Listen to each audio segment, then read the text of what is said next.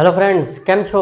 આજે આપણે વિડીયોની અંદર સ્ટાન્ડર્ડ 8 મેથ્સમાં મેન્સ્યુરેશન વિશે અભ્યાસ કરીશું, જેના કેટલાક દાખલાઓ મેં બોર્ડ પર લખ્યા છે, તો તેને આપણે સમજવાનો પ્રયત્ન કરીએ. ફ્રેન્ડ્સ, આપણે એ જોઈ શકીએ છીએ અહીંયા મેં ટોટલ 4 દાખલા લખેલા છે, જેમાં પ્રથમ દાખલાનું સોલ્યુશન કઈ રીતે થશે તેને આપણે સમજીએ.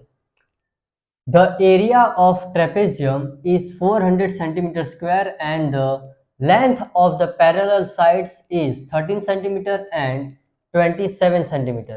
Find the perpendicular distance between parallel sides. હવે જુઓ, અહીં આપણે શું કહેવામાં આવ્યું છે? એરિયા ઓફ ટ્રેપેઝિયમ, જેની વેલ્યુ રેડી કરી આપી છે, રાઈટ? એની સાથે જુઓ length of the parallel sides 13 centimetre and 27 centimetre, જે શું છે? એ અને બી છે. બરાબર, આપણે શોધવાનું શું છે? Perpendicular distance between parallel sides, એટલે કે આપણે હાઇટ શોધવાની છે, એટલે કે એચ શોધવાનો છે. એટલે આપણે શું કરશું? એરિયા ઓફ ટ્રેપેઝિયમનો ફોર્મ્યુલા એપ્લાય કરશું. ચાલો સમજીએ. Area of trapezium equals to 1/2 multiply bracket a plus B bracket over multiply by H. આ થયો આપણે એરિયા ઓફ ટ્રેપેઝિયમનો ફોર્મ્યુલા, રાઈટ? હવે જુઓ, એનામાં વેલ્યુ કેટલી છે ટ્રેપેઝિયમની? 400. ઓકે, લખી લઈએ. 1/2 મલ્ટીપ્લાય એ અને બી પેરેલલ સાઇડ્સ છે બંને 13 અને 27, તો 13 પ્લસ 27 મલ્ટીપ્લાય એચ આપણે ફાઇન્ડ આઉટ કરવાનો છે. બરાબર, ચાલો હવે જુઓ, 400 ઇક્વલ્સ ટુ 1/2 મલ્ટીપ્લાય આ બંનેનો આપણે ટોટલ કરી લઈએ. બરાબર, એટલે કેટલા થશે ટોટલ? 27 ને 3 30 ને 10 40, એટલે કે 40 થઈ ગયા. હવે જુઓ, આ 40 ઇઝીલી 2 સાથે કટ થાય, 20 2 40 થાય, રાઈટ? હવે જુઓ 400 ઇક્વલ્સ ટુ, હવે અહીંયા જે ઉપર 1 રહ્યો તો કોઈ મતલબ નથી, અથવા તો મલ્ટીપ્લાય કરશો તો જે આન્સર છે તે જ આવશે. 20 1 20 મલ્ટીપ્લાય એચ રહ્યો. હવે જુઓ, આપણને ઇન્ટરેસ્ટ એમાં છે એચ ફાઇન્ડ આઉટ કરવામાં. આ 20 મલ્ટીપ્લાયમાં છે, ડાયરેક્શન ચેન્જ કરીને આપણે જઈએ તો ડિવાઈડમાં જશે. તો 400 divided by 20 equals to H. Therefore h equals to, ચાલો હવે અહીં જુઓ, આ 0 અને 0 કટ, 40 ડિવાઇડ 2 કેટલા થશે? 20. 2 2 4, રાઈટ? આ 0 મૂકી દો, કામ પૂરું થઈ ગયું. એટલે આન્સર શું આવશે? h બરાબર 20 સેન્ટીમીટર. આ રહ્યો આપણો પ્રથમ દાખલાનું સોલ્યુશન. હવે જઈએ આપણે બીજા નંબરના દાખલા પર. The area of a trapezium is 300 centimeter square. જો અહીંયા પણ શું આવ્યું? ટ્રેપેઝિયમ જ આવ્યો, પણ એની વેલ્યુ કેટલી છે? 300 છે. And the length of one of the parallel sides is 28 centimeter and its height is 15 centimeter.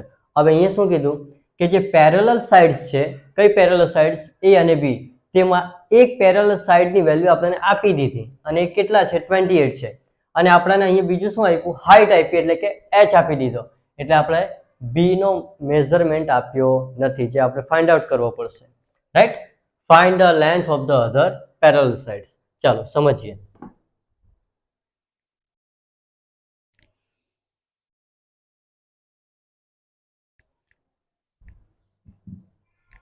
Second નંબરનો સમ, એ જ formula, area of trapezium equals to 1/2 multiply bracket a plus B bracket over multiply by H.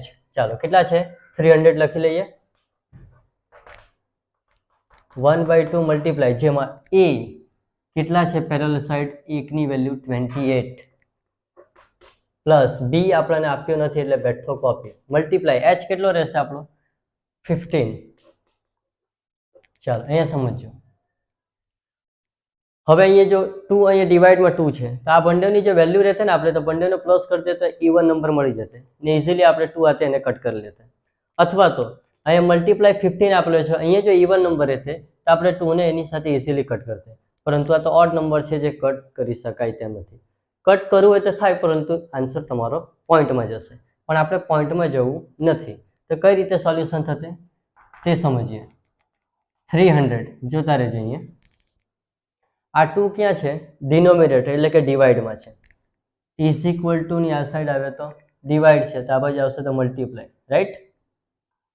નીચે છે value, આ બાજુ આવે તો ઉપર આવી જશે, આની જોડે આવી ગઈ.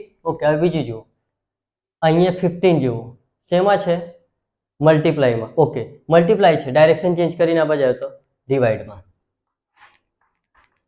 આવી ગયો. ડિવાઇડમાં પાછા સમજજો, આ ડિવાઇડમાં નંબર છે નીચે, રાઈટ, ડિવાઇડમાં છે, ડાયરેક્શન ચેન્જ કરે આ બાજુ આવે તો મલ્ટીપ્લાય. આ મલ્ટીપ્લાયમાં છે કઈ? 15. ડાયરેક્શન ચેન્જ કરીને ક્યાં આવી ગયો? ડિવાઇડમાં, રાઈટ. ડિવાઇડ તો મલ્ટીપ્લાય ને મલ્ટીપ્લાય તો ડિવાઇડ. ચાલો શું વધ્યું? અહીંયા 28 વધ્યા અને પ્લસ બી. બાકી આ નંબર અહીંયા આવી ગયો. 15 15 થતા તો અહીંયા ડિવાઇડમાં પડી ગયા, રાઈટ. 1 હાથે આપણે કંઈ લેવા દેવા નથી. ચાલો હવે સમજો, 15 2 3030. તા એક 0 એક્સ્ટ્રા જતો છે, તેને અહીંયા મૂકી દો 0. થઈ ગયું કામ. 2 2 4 ના 0 અહીં એડ કરી દો, થઈ ગયા. 28 પ્લસ બી. ના 40, 28 પ્લસમાં છે, ડાયરેક્શન ચેન્જ કરીને આ બાજુ તો માઇનસમાં, ઇઝ ઇક્વલ ટુ બી. ચાલો 40 માંથી 28 લેસ કરો, કેટલા આવશે? 28 પ્લસ 2 એટલે 30 એટલે કે 12 સેન્ટીમીટર. હવે રહ્યો આપણો જવાબ એટલે કે આન્સર બીજાનો. હવે આપણે જઈએ ત્રીજા નંબરના સમ્સ પર.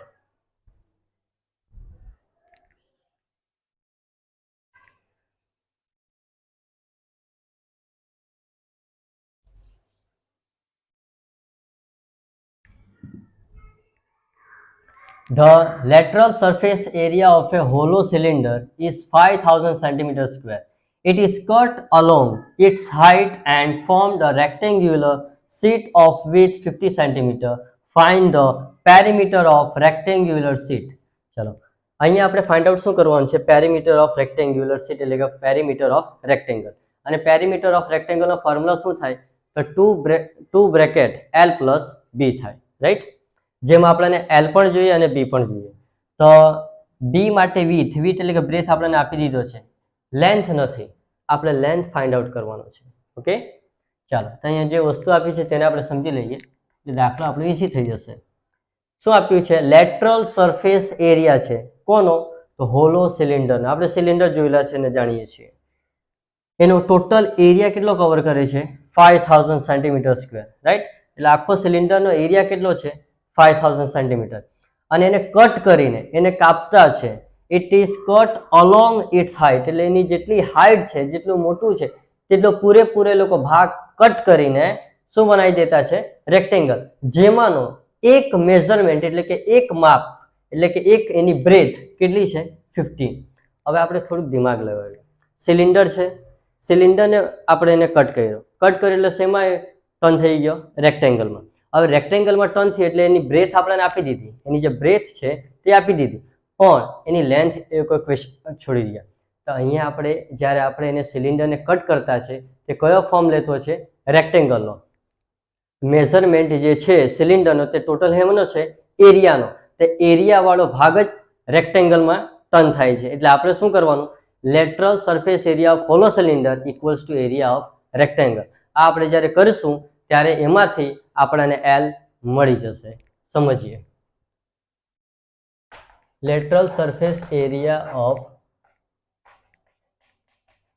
Hollow cylinder equals to area of rectangle.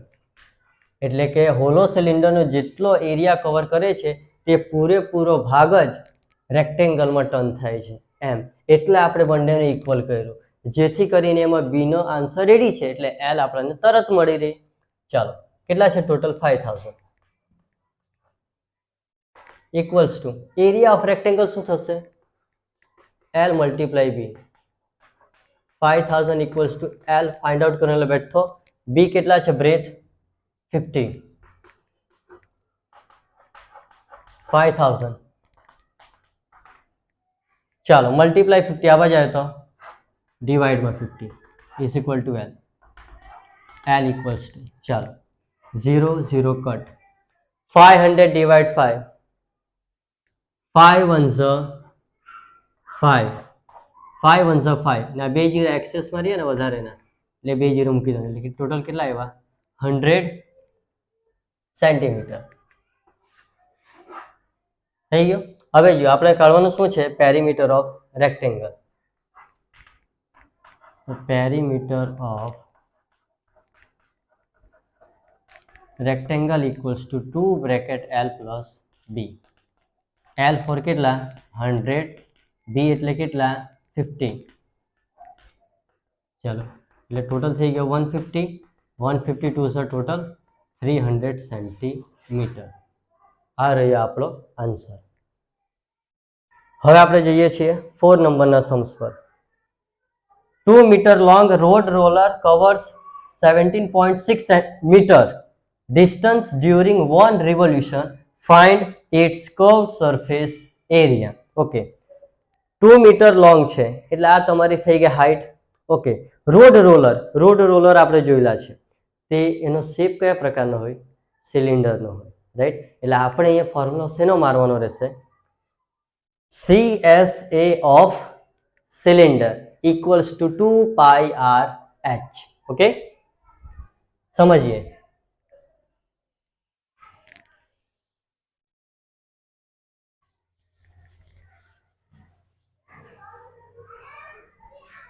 Number 4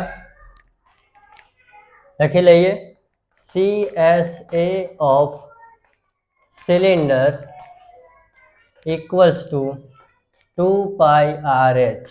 ચાલો હવે આમાં જુઓ 2 મીટર એટલે આપણને ખબર પડી ગઈ કે આ h છે રાઈટ. હવે આગળ જુઓ કવર 17.6 મીટર શું છે એને આપણે શું સમજીએ રેડિયસ સમજીએ કે શું સમજીએ. પાઈની વેલ્યુ તો આપણને ખબર છે 22/7 થાય.